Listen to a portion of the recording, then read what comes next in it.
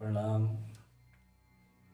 आज पूरे विश्व में एक विषाणु ने हाहाकार मचा रखा है। सारे पृथ्वीवासी को अपने प्राण जो है संकट में लग रहे हैं। आज भगवान शंकर श्री केदारनाथ जी के कपाट खुल गए हैं और मैं आशा करता हूँ कि जो जगत के संहारक हैं उनसे ही सारे विश्व जो लोग हैं उनको उनकी आराधना, उनकी अर्चना करनी चाहिए। इसी उसमें मैं उनका एक कथा प्रसंग है आपके सम्मुख प्रस्तुत करता हूँ, सुनिएगा। शंभु समय तेरा मही देखा, उपजा ही अति हर्ष विशेषा। भरि लोचन छवि सिंधु निहारी, कुसमय जानी न कीनी चिनारी। ये प्रसंग उस समय का है जब श्री राम लक्ष्मण वन में सीता जी की खोज में भटक रहे थे, तो शंकर भगवान जी दक्ष कुमारी सती के साथ उनकी इस शोभायमान उनके अवतार को, उनका जो स्वरूप है मनुष्य रूप में, उसके देखकर बड़े प्रफुल्लित हो रहे हैं और आनंद से हरि भक्त का गान कर रहे हैं। सती माता ने देखा कि एक राज पुरुष जो है, जो एक वनवासी वेश में है, उनके मन में संदेह हुआ कि ये भगवान श्री हरि विष्णु हैं, श्री हरि हैं या नहीं। एक ये साधारण मनुष्य हैं। अगर श्री विष्णु होते तो ये इतने शक्तिशाली इतने हुए हैं, तो ये इतने व्याकुल हो के क्यों घूम रहे हैं। उनके अपने मनी मन में ऐसा संदेह प्रकट हुआ। इस संदेह का यहाँ पे सारा विवरण है। कृपा निधि शिव शंभु ने श्री राम को देखा और उनके हृदय में बहुत भारी आनंद की अनुभूति हुई और वो श्री राम जी को देखकर मन ही मन बड़ा आनंदित हो रहे हैं, पर सही समय जानकर उन्होंने उनका अपना परिचय नहीं दिया। जय सचिदानंद जग पावन, असि कहीं चले वो मनोज न सावन। चले जात शिव सती समेता, पुनि पुनि पुलकित कृपा निकेता। जो कृपा निकेता भगवान है, शंकर भगवान, वो विष्णु जी की लीला को देख के, उनका जो मानव रूप जो अवतार है उसको देखकर पुलकित हो रहे हैं और दक्ष कुमारी सती भी उनके साथ है। वो जब वन में विचरण कर रहे हैं तो उनकी इस लीला को देख के बड़े आनंदित हो रहे हैं। सती सुदशा शंभु के देखी, उर अपना संदेह विशेषी। शंकर जगल बंद जगदीशा, सुर नर मुनि सब नावत सीसा। जब सती ने देखा, दक्ष कुमारी सती ने देखा कि शंकर भगवान इस एक साधारण मनुष्य के, एक मानव के जो दर दर भटक रहा है एक स्त्री के लिए, और उन्हीं के शीश नवा रहे हैं उनकी उसमें, और उनको देखकर बड़े प्रफुल्लित हो रहे हैं, बड़े आनंद की अनुभूति कर रहे हैं। उन्होंने कहा, उन्हें अपने मन में विचार किया कि शंकर भगवान जो जगत के स्वामी हैं, जगत पिता हैं, जिनको गंधर्व, नाग, किन्नर, मानव, मुनीश्वर सब लोग उनको आराध्य मानते हैं, उनको ईश्वर मानते हैं, और मेरे शंकर भगवान ये किस पुरुष की उसमें आनंदित हो रहे हैं, किसको ऐसे अपना शीश नवा रहे हैं। उनके मन में बड़ा संदेह उत्पन्न। तो उसके बाद सती जी के मन में जो विचार आ रहे हैं वो उसको प्रकट भी नहीं कर पा रही, शंकर जी के पास प्रकट भी नहीं कर पा रही हैं कि मैं किस तरह से अपनी मन का संदेह उनको बताऊं। विष्णु जो सुरहित नर तनुधारी, सो सर्वज्ञ जथा त्रिपुरारी, खोजई सो कि अज्ञ नारी, ज्ञान धाय श्रीपति असुरारी। देवताओं के हित के लिए मनुष्य धारण करने वाले श्री विष्णु भगवान अगर वे भी हैं जो शिव जी की भांति सर्वज्ञ है, सब उनकी पूजा करते हैं, वो भी आराध्य देव हैं, अगर वो ऐसे होते तो वो अज्ञानी की तरह स्त्री को ढूंढने के लिए ऐसे क्यों व्याकुल हो रहे? उनके मन में घोर संदेह उत्पन्न हो रहा है। यद्यपि प्रगट न कहे भवानी, हर अंतर जानी, सुनहु सती तब नारी सुभावो, संशयस न धीरज उरकाऊ। स्त्री भाव को, स्त्री चरित्र को देखते हुए शंकर भगवान सती के मन की व्यथा को समझ गए, उनके संदेह को भांप गए। वो समझ गए कि दक्ष कुमारी सती के मन में कुछ संदेह चल रहा है, तो ऐसे उन्होंने, यद्यपि उन्होंने कोई प्रकट नहीं किया, पर उनके अंतर्यामी जो शिव जी हैं उन्होंने उनकी बात, सती जी की बात को अपना पहचान लिया और उन्होंने सती भगवान से, सती जो दक्ष कुमारी सती हैं, भगवान ने उनको कहा, जो तुम रे अति मन अति संदेह हो, तो किन लाओ परीक्षा लेऊ, तब लागी बैठी आवहु बड़ छाई, तब लागी तुम यहु मोह पाई। हे प्रिय, अगर तुम्हारे मन में कोई संदेह है, राम जी को लेकर तुम्हारे मन में कोई संदेह है, तो तुम उनकी क्यों परीक्षा क्यों नहीं ले लेती? तुम जाओ और उनकी परीक्षा लो। मैं तब तक इसी बट वृक्ष की छाया में बैठा हुआ हूँ। जब तुम उनकी परीक्षा लेके आ जाओगे तो तुम मुझे ही इस बट वृक्ष की छाया में ही पाओगे। ऐसे मन में संकोच करते हुए दक्ष कुमारी सती जो है श्री राम जी को उनकी परीक्षा लेने के लिए निकल पड़ी। जैसे ही दक्ष कुमारी सती ने देखा, वो उस रास्ते से श्री राम और लक्ष्मण अपने वन में अपनी भार्या को, अपनी स्त्री को, सीता जी को ढूंढते हुए जा रहे हैं, तो दक्ष कुमारी सती उसी राह पे सीता जी का रूप धारण करके उस राह पे उनके थोड़ा आगे आगे चलने लगे। जैसे ही राम लक्ष्मण उनके पास पहुँचे तो लक्ष्मण जी सीता जी का रूप देखकर थोड़ी देर के लिए वो भी अपना विस्मयकारी आँखों से उनको देखने लगे, पर बोले कुछ नहीं। मर्यादा पुरुषोत्तम भगवान राम ने सती जी के रूप को पहचान लिया। उन्होंने उनको माता जी कहकर प्रणाम किया, तो संकोच बस सती दक्ष कुमारी जो सती हैं उनको उनका संदेह मिट गया। उन्होंने कहा कि यही श्री हरि विष्णु हैं, मैं व्यर्थ में ही इन पे संदेह कर रही थी। इतना करते वो मन में संकोच करते हुए अंतर ध्यान हुई और वहाँ पहुँच गई जहाँ उनके आराध्य देव शिव जी वट वृक्ष की छाया में अपने प्रभु का, श्री राम जो शोभा के समुद्र है, उनका गुणगान कर रहे थे। उनकी उसको देख के, लीला को देख के प्रफुल्लित हो रहे थे। उन्होंने दक्ष कुमारी सती से पूछा कि हे प्रिय, तुम राम जी की परीक्षा लेने गई थी, आप परीक्षा लेकर आ गई? तो दक्ष कुमारी सती ने डर के मारे संकोच बच बोला कि नहीं प्रभु, मैंने उनकी कोई परीक्षा नहीं ली। जिस प्रकार आप उनको प्रणाम करते हो, मैं भी उनको प्रणाम करके वापस आपके पास आ गया। सती कपटु जाने सुर स्वामी, सब दरसी सब अंतर्यामी, सुमिरत जहि मिटई अज्ञाना, सोई सुरवरु राम भगवाना। सब कुछ देखने वाले, सबके हृदय के स्वामी, सबको जानने वाले देवताओं के स्वामी श्री रामचंद्र जी सती के कपट को जान गए थे। तो जिनके स्मरण मात्र से ही प्राणी कल्याण का कल्याण हो जाता है, उसी भगवान की परीक्षा लेने के बाद सती जी को मन में बड़ा संदेह, बड़ा अपने मन का जो है उनको बड़ा संताप हुआ।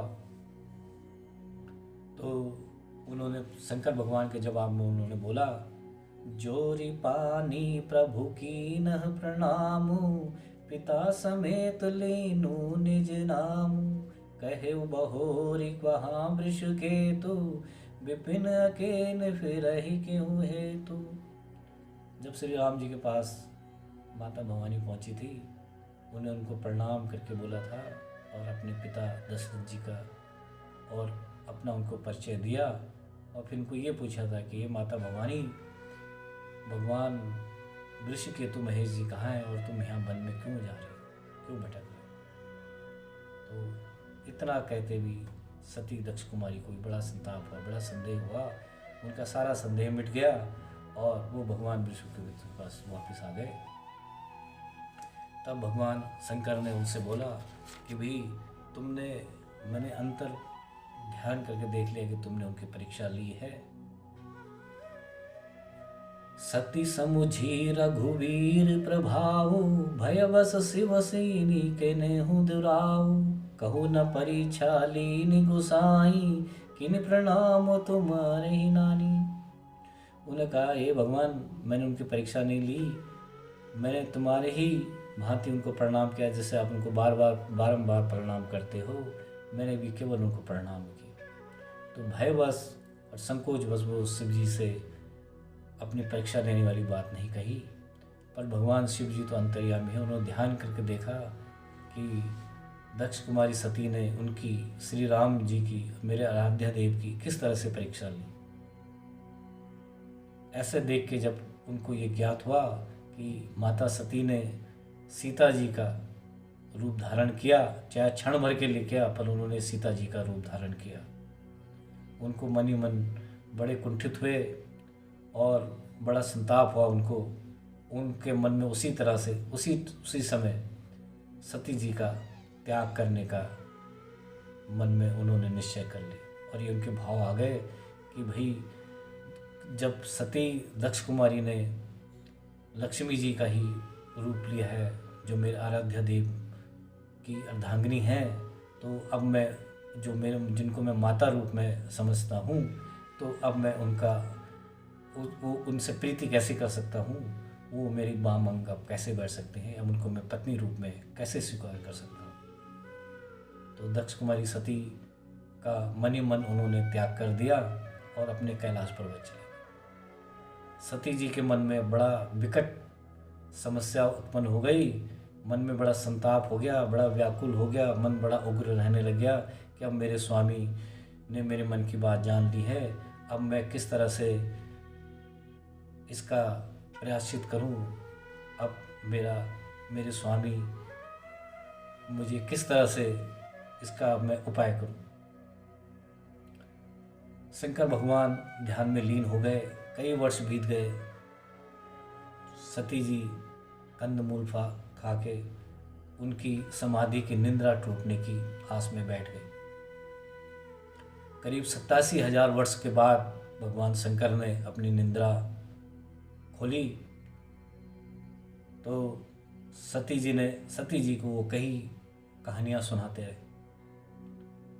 इसी समय की बात है, ब्रह्मा जी ने दक्ष को, जो कनखल में उनका राज्य था, उनको प्रजापतियों का नायक बना दिया। इस कारण से उनको दक्ष प्रजापति कहने लगे, उनको सारे अधिकार मिल गए प्रजापतियों के। उनके मन में दक्ष प्रजापति के अपने बड़ा अभिमान हो गया। उन्होंने अपने अधिकार को जताने के लिए एक बहुत बड़ा यज्ञ का आयोजन किया कनखल में, और सभी मुनीश्वरों को, सभी गंधर्व, नाग, किन्नर, यक्ष, सब को उन्होंने आमंत्रित किया। अपने आयोजन के लिए उन्होंने सबको आमंत्रित किया, सभी देवताओं को आमंत्रित किया। ब्रह्मा जी, विष्णु उस यज्ञ में सम्मिलित नहीं हुए, क्योंकि उनको पता था कि वहाँ पे शिव जी को निमंत्रित नहीं किया गया है, वहाँ पे शिव निंदा होगी, और जहाँ पे शिव निंदा होगी वहाँ पे ब्रह्मा विष्णु अपना वहाँ का निमंत्रण स्वीकार नहीं कर पाए। सभी देव, किन्नर, यक्ष, गंधर्व सब अपने अपने विमानों से अपनी अपनी स्त्रियों के साथ गगन में विचरण करने लगे, और विचरण करते हुए अब सब अपने कनखल की तरफ प्रस्थान करने लगे। सारे आकाश में अपने अपने वाहन से सब विचरण करने लगे। तो सती दक्ष कुमार सती जी ने शंकर भगवान से पूछा, हे भगवान, ये आज गगन में इतना कोलाहल क्यों है और ये सब लोग अपने अपने विमानों से, अपने अपने वाहन से किस दिशा में और किस प्रयोजन से जा रहे हैं। भगवान शंकर ने माता भवानी को बोला, हे प्रिय, तुम्हारे पिता दक्ष ने प्रजापति होने के कारण एक बहुत बड़ा यज्ञ का आयोजन किया है कनखल में, और वहाँ पे सभी देवताओं को, किन्नर को, गंधर्व को, सभी लोगों को वहाँ पे आमंत्रित किया है। तुम्हारे पिता का मेरे से किसी वैर के कारण से मेरे को निमंत्रित नहीं किया है। तुम्हारी सभी बहनों को, सभी को निमंत्रण दक्ष प्रजापति ने वहाँ पे निमंत्रण दिया है। यह सुनकर दक्ष के यज्ञ को सुनकर दक्ष कुमारी सती के मन में भी वहाँ जाने की इच्छा प्रकट हुई। उन्हें कहा, हे प्रभु, मेरी इच्छा है कि मैं कुछ दिन पिता के घर चले जाऊँ, इस यज्ञ के बहाने में वहाँ पे कुछ दिन वहाँ पे व्यतीत करके आना चाहती हूँ। भगवान शिव ने बहुत समझाया दक्ष कुमारी को कि हे प्रिय, पिता के घर बिना निमंत्रण के जाना सही। प्रजापति ने वहाँ पे निमंत्रण दिया है। यह सुनकर दक्ष के यज्ञ को सुनकर दक्ष कुमारी सती के मन में भी वहाँ जाने की इच्छा प्रकट हुई। उन्हें कहा, हे प्रभु, मेरी इच्छा है कि मैं कुछ दिन पिता के घर चले जाऊँ, इस यज्ञ के बहाने में वहाँ पे कुछ दिन वहाँ पे व्यतीत करके आना चाहती हूँ। भगवान शिव ने बहुत समझाया दक्ष कुमारी को कि हे प्रिय, पिता के घर बिना निमंत्रण के जाना सही नहीं होगा। इसमें आपको पछताना ही पड़ेगा। पिता के घर बिना निमंत्रण के किसी आयोजन में सम्मिलित नहीं होना चाहिए। दक्ष कुमारी की हठधर्मिता और वहाँ की जाने की प्रबल इच्छा के मद्देनज़र भगवान शिव ने माता सती को कुछ गणों के साथ कनखल जाने की आज्ञा दे दी। अब माता भवानी जैसे दक्ष पहुंची, दक्ष प्रजापति के घर पहुंची, पिता के भवन में पहुंची। पिता भवन जब गई भवानी, इच्छ त्रास काहू ना सन्मानी। सादर भले उमिली एक माता, भगिनी मिली बहुत मुस्काता। पिता के भवन में जैसे दक्ष प्रजापति के घर में माता भवानी गई, वहाँ पे उनका कोई आदर सत्कार नहीं हुआ। उनकी केवल एक माता ने उनके कुशल क्षेम पूछी, और उन दक्ष के डर के कारण से किसी ने भी जो दक्ष कुमारी थी उनकी कुशल क्षेम नहीं पूछी। बहनें भी दूर से केवल मुस्कुराती रही, और दक्ष कुमारी सती को अपना घोर अपमान दिखाई दिया। उसके मन में आया कि मेरे स्वामी ने मुझे सही इसीलिए बोला था कि भी बिना निमंत्रण के तुम्हें वहाँ पे तुम्हारा जाना वहाँ व्यर्थ है। मन में बड़ा क्रोध आया। सती जी ने देखा जहाँ पे हवन हो रहा है वहाँ पे भी मेरे पति, मेरे शिव जी का वहाँ पे भी कोई भाग नहीं रखा हुआ है। इससे वो बड़ा क्रोधित हो गई, और स्वभाव से बड़ा उग्र होते हुए वो जितने भी उस सभा में मौजूद थे, देव, किन्नर, यक्ष, गंधर्व, उन्होंने सबको उस सभा में बोला, सुनहु सभासद सकल मुनिंदा। कहीं इस बात से बहुत पछताना पड़ेगा। यह कहकर माता सती जो यज्ञ कुंड था उसी योगाग्नि में अपने शरीर को त्याग दिया, उसमें भस्म हो गई। चारों तरफ हाहाकार मच गया। चारों जो भी वहाँ पे शिवगण उपस्थित थे उन्होंने पूरा उत्पात मचा दिया। सभी लोगों का वहाँ पे छिन्न भिन्न कर दिया। जिन जिन ने भी शिव निंदा सुनी थी वहाँ पे माता भवानी की कृपा से सबका वहाँ पे लहूलुहान हो गए, और सारा उत्पात यज्ञ छिन्न भिन्न हो गया। योगाग्नि में भस्म होते भी माता सती ने अपने स्वामी से, अपने आराध्य देव से एक ही प्रार्थना की कि मैं जन्म जन्म जो है आपकी पत्नी रूप में ही आपका वर्ण करूं और आपके पदों की, आपके जो चरण हैं उनकी अनुरागी रहूं। सती मरत हरि सन वर मांगा, जन्म जन्म शिव पद अनुरागा। तेहि कारण हिमगिरि गृह जाई, जन्म पार्वती तनु पाई। योगाग्नि में भस्म होते हुए ही उन्होंने यही वर मांगा था कि जन्म जन्म में शिव जी के जो चरण हैं, जो उनके पद हैं, उन्हीं के अनुरागी रहूं, अर्थात मैं उन्हीं की पत्नी के रूप में मेरा जन्म हो, जन्म जन्म में उनकी पत्नी के रूप में मेरा जन्म हो। इसी उसमें जो अगला जन्म होता है सती दक्ष कुमारी का, वो हिमाचल के घर उनका जन्म हुआ, जिसको हम पार्वती माता के रूप में जानते हैं। अब शेष कथा इसके आगे मैं आपको सुनाऊंगा। जय शंकर।